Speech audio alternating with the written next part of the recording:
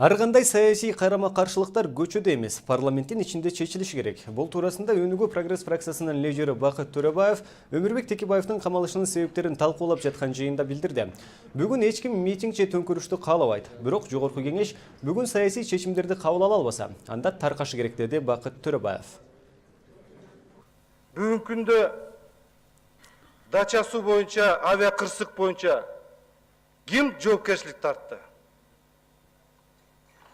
Манас аэропортунун жетекчиси камалдыбы? 40ка жакын адам каза болду. Бул жерде айтат, при чем тут здесь? Мен айтып калыс болуш керек.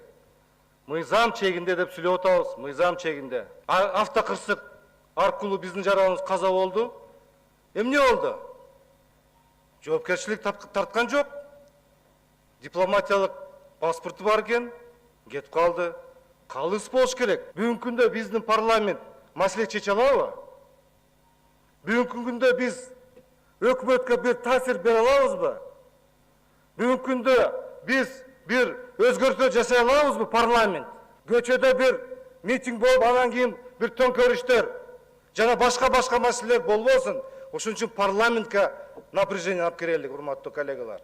Эгерде биз бул жерге парламентке алып кире албасак, эгерде биз бул жерде бир саясий чечимдерди чыгарып алсак, анда бул парламент кереги жок.